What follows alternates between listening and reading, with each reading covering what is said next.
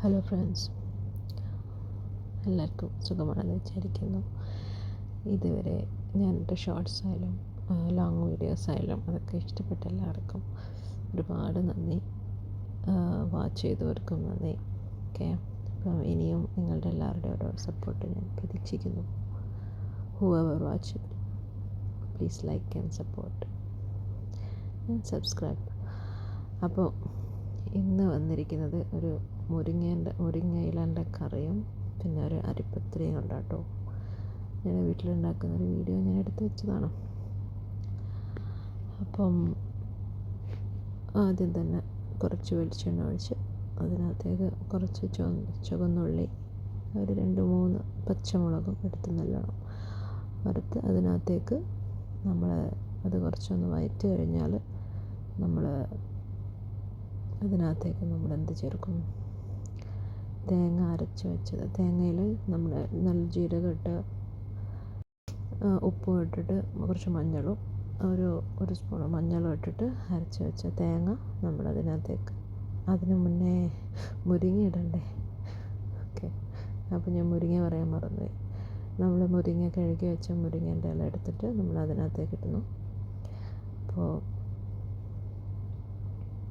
നമ്മൾ മുരിങ്ങേൻ്റെ ഇല നമ്മൾ ഏറി വന്നാൽ നമ്മളൊരു 50 സെക്കൻഡ്സ് ഒക്കെ നമ്മൾ വഴറ്റുള്ളൂ. അപ്പം 1 മിനിറ്റിൽ കൂടുതൽ നമ്മൾ വഴറ്റി കഴിഞ്ഞാൽ മുരിങ്ങേൻ്റെ കറിക്കൊരു കയ്പ്പ് വരും.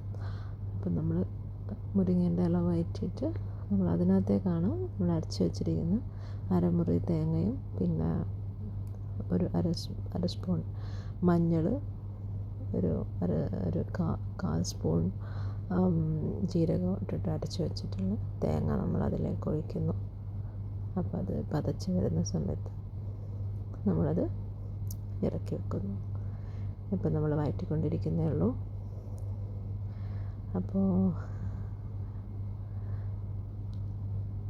ഇത് കഴിഞ്ഞിട്ട് നമ്മൾ അരിപ്പത്തിരി ഉണ്ടാക്കും. അരിപ്പത്തിരിയും കോഴിമുട്ടക്കറിയും, പിന്നെ അരിപ്പത്തിരിയും ഈ മുരിങ്ങക്കറി, അരിപ്പത്തിരി, ബീഫ് കറി, ഇതൊക്കെയാണ് നമ്മളെ കോമ്പിനേഷൻസ് കേട്ടോ. അപ്പോൾ ഇതെപ്പോഴും ഉണ്ടാക്കാൻ ചാൻസ് ഇല്ല, പക്ഷേ നമുക്ക് നമ്മുടെ വീട്ടിൽ മുരിങ്ങേൻ്റെ ഇലൻ്റെ മുരിങ്ങ മരമൊക്കെ ഉണ്ടെങ്കിൽ നമുക്കിത് എളുപ്പത്തിൽ വേഗം നല്ല എന്താ പറയുക, ഹെൽത്തി ആയിട്ടുള്ള നല്ലൊരു ഭക്ഷണം ഉണ്ടാക്കി കഴിക്കാം.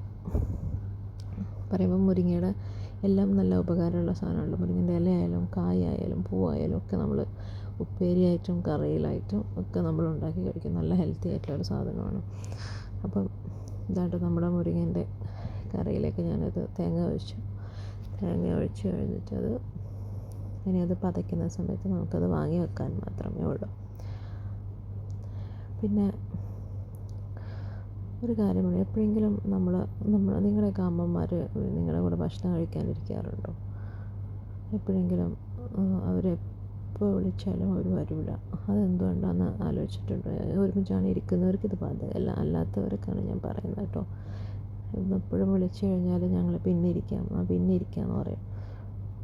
ഒന്നില്ലെങ്കിൽ അവർ ക്വാണ്ടിറ്റി കുറച്ചായിരിക്കും ഉണ്ടാക്കിയിട്ടുണ്ടാവുക, അല്ലെങ്കിൽ ചിലപ്പോൾ അവർ ഇരിക്കുന്ന നേരത്തെ ആയിരിക്കും ചിലപ്പോൾ വെള്ളമോ വേറെ എന്തെങ്കിലും സാധനം മേശപ്പുറത്ത് വെക്കാൻ മറന്നു പോയിട്ടുണ്ടാവും. അപ്പോൾ ഇരുന്ന് കഴിഞ്ഞ് അവർ കഴിക്കാൻ വായിലേക്ക് ഇടുമ്പോഴേക്കും അയ്യോ ഇതെടുത്ത് വെച്ചിട്ടില്ലല്ലോ. അപ്പോൾ നേരെ ആരാ എടുക്കേണ്ടത്? അപ്പോൾ ആ ഇരിക്കുന്ന അമ്മ പോയിട്ട് നമുക്ക് എടുത്ത് തരും അല്ലേ. അതൊരു ഡിഫോൾട്ടായിട്ട് അത് അമ്മയാണ് എടുക്കേണ്ടത് അല്ലെങ്കിൽ എന്നുള്ളൊരു കോൺസെപ്റ്റാണ് നമ്മുടെയൊക്കെ അവിടെ പാലിച്ചു പോരുന്നത് അല്ലേ. നേരെ മറിച്ച് നമുക്ക് എല്ലാവരും കൂടി ഒരുമിച്ചിരുന്ന് ഭക്ഷണം കഴിക്കുകയൊക്കെ ചെയ്യുകയാണെങ്കിൽ, അല്ലെങ്കിൽ ഒരുമിച്ച് വിളമ്പാനായാലും ചെയ്യാനാണെങ്കിലും എല്ലാവരും കൂടി ചെയ്യുകയാണെങ്കിൽ എത്ര എളുപ്പത്തിൽ കാര്യങ്ങൾ കഴിയുമല്ലേ.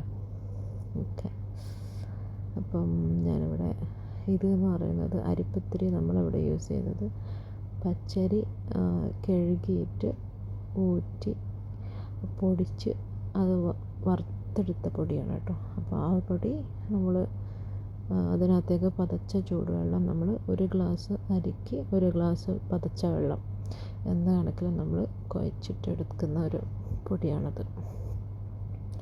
അപ്പോൾ ഇത് നല്ലോണം ഇങ്ങനെ കുഴക്കുന്ന സമയത്ത് എനിക്കെപ്പോഴും തോന്നിയത്, നമ്മൾ കൈ കൊണ്ട് കുഴക്കുമ്പോൾ കൈയിൻ്റെ ഉള്ളിൽ മൊത്തം ഇങ്ങനെ ആയിട്ടുണ്ടാവും. അപ്പോൾ ഈ അടുത്തായിട്ട് ഞാനൊരു ഒരു ഡോ ബാഗ് എന്ന് പറഞ്ഞിട്ട് മിക്സിങ് ബാഗ് എന്ന് പറഞ്ഞിട്ടൊരു സാധനം കണ്ടിട്ടുണ്ടായിരുന്നു. അങ്ങനെ ഞാനത് വാങ്ങി യൂസ് ചെയ്തു. പക്ഷെ അതിനിടയ്ക്ക് എപ്പോഴോ ഒരു ഷാർപ്പായിട്ടുള്ള കത്തിയോ എന്തോ ഒന്ന് അതിൻ്റെ മുകളിൽ തട്ടിയപ്പോൾ അതങ്ങ് കീറിപ്പോയി. അപ്പോൾ ഇനി അത് മേടിക്കണം.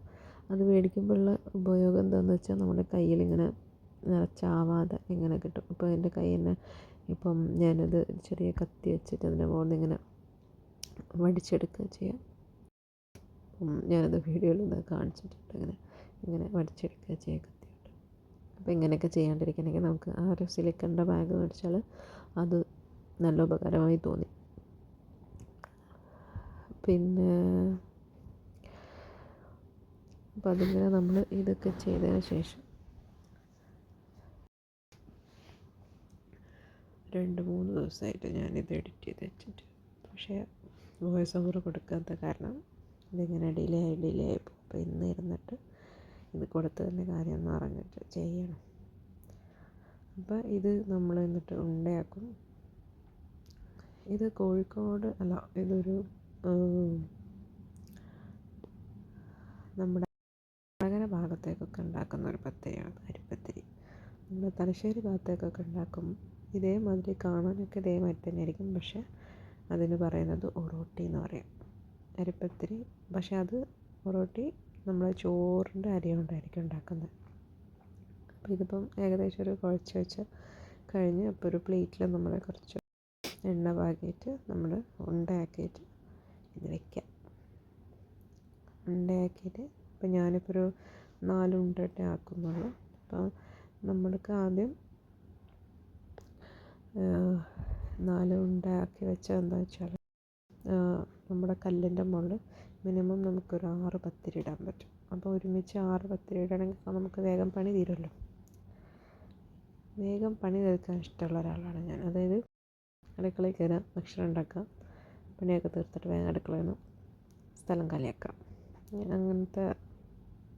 അങ്ങനെ ഇഷ്ടമുള്ള ആരെങ്കിലും ഉണ്ടോ? ചിലർ നേരെ തിരിച്ചാണ്, രാവിലെ കയറി കഴിഞ്ഞാൽ വൈകുന്നേരം വരെ അടുക്കളയിൽ കിടന്നുറളും. അതെന്തോ എനിക്ക് പിടിക്കുന്നില്ല. അപ്പം ഇവിടെ 4 ഉണ്ടയാക്കി.